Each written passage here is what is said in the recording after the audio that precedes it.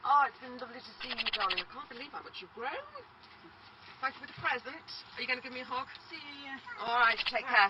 Thanks ever so much for coming. It's been lovely to see you again. Thanks for having me. Hope you're feeling better soon. Okay. All right, you take care.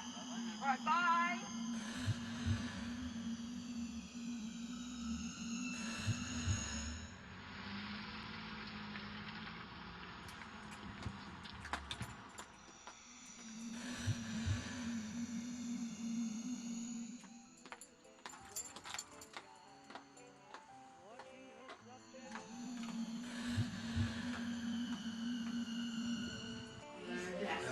Really well today.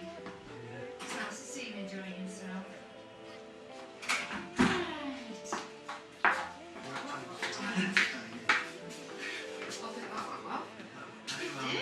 Drink.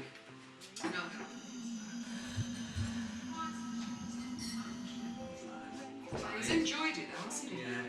You all seem to have enjoyed it, which is good. Cheese.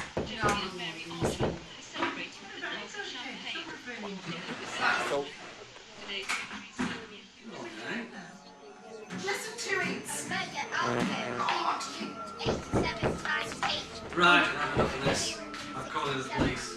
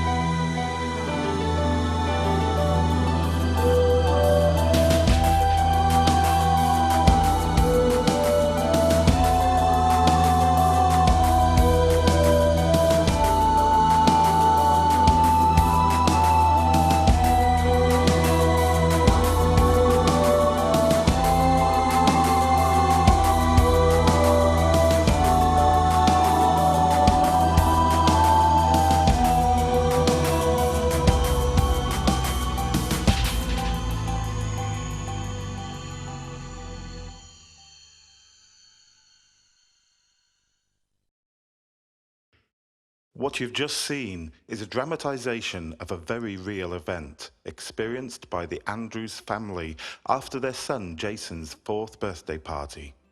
I travelled to their family home to meet them and ask Anne and Jason about the strange and often frightening occurrences that have haunted their lives. Anne picked up on the story of that fateful night, telling me exactly what happened immediately after Jason had tried to open the door to the unexplained and possibly extraterrestrial visitors. Yeah, I suppose it was when things had quietened down considerably. As soon as Jason seemed to come to, as it were, he just hugged his dad and said, "Can I watch telly?" And he was just quite thrilled at the fact that he was up late. So him and Daniel just settled down in front of the TV, just as if nothing had, well, they were totally unaware that anything had happened. As for Paul and myself and my mum, we were just, I suppose, like looking at each other for answers. Nobody could explain what had just happened, what we just witnessed. I suppose it was later, well, a little bit later when the police did arrive, because Paul found that, the telephone now worked perfectly. He was able to call the police, explain briefly what had gone on with the noise, banging around the house. They said they would get somebody round to us as soon as possible, which they did. 2 officers arrived. Paul opened the door to them and went outside with a flashlight. They came back a little while later, and one of the officers said, that they could find absolutely nothing. There were no footprints, there were no marks in the mud, and with all the rain that we'd had, there should have been something. And I suppose basically we just thanked them for their time and just closed the door and again just sort of looked to each other for answers, but there just weren't any. Nobody could explain what would have gone on. I tried to speak to Paul about it, and being a very rational man, he just said, well, I don't know, maybe we made too much of it, maybe it could just have been Jason's dream. He couldn't really explain what was going on, but you could see that he was really sort of struggling to try and explain it. I suppose he thought, well, I'm supposed to protect my family, and I think he felt a little bit sort of out of it, that, he'd had no control over what had gone on. So basically we just didn't mention it too much. This wasn't the first strange event. Even before Jason was born, odd things had begun to happen, including a faulty heart monitor during the birth itself. Yes, that's correct. In fact, my doctors have been very worried about me. I was sort of ordered to take a lot of bed rest, and couldn't be up very much because they did have a lot of concern about the welfare of the unborn baby. It wasn't until I was actually, in the hospital giving birth, and it wasn't until after the baby was born, actually, that Paul actually told me that the hospital had been extremely concerned because the heart monitor that they were using could detect no heartbeat. So they were sort of fully expecting to have a stillborn child. As I say, obviously this was kept from me at the time because it was felt, obviously it wasn't something that I should be told at that time. So I think everybody was really surprised but really ecstatic when Jason was born with a very loud cry and perfectly healthy. And so we didn't sort of give it a second thought, even when, they were wheeling away the heart monitor machine. As if this wasn't enough, once you got home from the hospital, Jason would often be found moved from his cot to elsewhere in the room. But don't you think it was his brother moving him? I suppose looking back on it, all these strange things started just after we brought Jason back from the hospital. We would hear him crying, we would go into his bedroom, and he would sometimes be underneath the cot, or maybe under a chair, or the other side of the room, maybe behind the door. He would always be in the room, but very rarely in the cot, which at that time, being very rational people, we worked out that it was possible that if Daniel, who was then 4 years old, if he stood on a chair, and maybe if he stood on tiptoes, he might just be able to reach the baby. But even so, there were times when Daniel wasn't even in the house. He would be staying at his grandmother's or, staying with friends, and it would still happen. So, but I suppose even with those sort of things happening, we still put it down to, well, it has to be because, any other explanation is just unthinkable. You also mentioned in your book that furniture would be moved during the night and strange lights would be seen in the house. What did you first put that down to? We would be in our bed at night, and then you would hear, as you say, furniture being dragged around downstairs, or vice versa. If you were downstairs, you would hear it happening upstairs. To be honest, we put it down to poltergeist activity at first, because the house we lived in was well over 100 years old. And I don't know, I suppose it was just acceptable to believe in ghosts, spirits, and all this sort of thing. You know, it was just something that we believed in, and you know, so did a lot of people.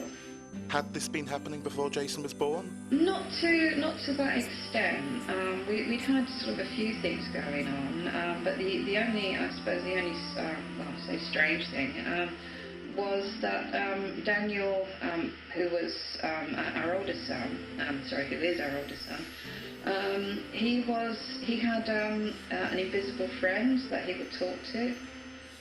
Which again we didn't worry too much about, because we thought, well, you know, a lot of first children have an invisible playmate, you know, out of boredom or loneliness. So we didn't think too much of it. And that was well before Jason was born? Yes, I believe so. Obviously this discontinued, you know, when his baby brother was born. But like I said, you know, thousands of children have invisible playmates, and it was quite natural. Jason began complaining about nightmares, but when did he first start referring to aliens and abduction? I suppose really, you know, we're looking at sort of the age of 3 or 4 when he was able to, you know, to talk properly, you know, to us make sentences. He'd suffered what we thought were bad nightmares for years. But it was only when he, as I say, he learned to talk properly that he was able to describe his experiences. He would always describe the same scene to us. He would, he would come sort of screaming into our room sometimes, and he would describe small people, as he called them then, which would seemingly either come through the walls or the windows. And he said they were about 3 feet tall, and he would describe another small person, again this is his description, that would accompany them, but this one was always taller than the others. The most noticeable thing about them was the fact that they had very large black eyes, and he would also explain to us that whenever they came, he would be unable to move. The only thing he could do was to move his eyes, so he could see everything, but he couldn't move or do anything about it.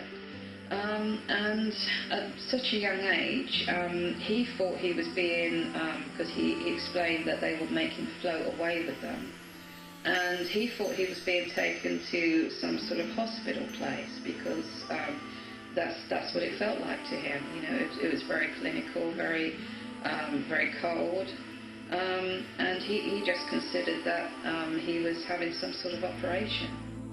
I felt at this point I really wanted to hear Jason's perspective on his early childhood, and asked him what his first recollections of these nightmares were. Okay, nightmares was the word that was used by my parents and other people. It was never the word that I ever used.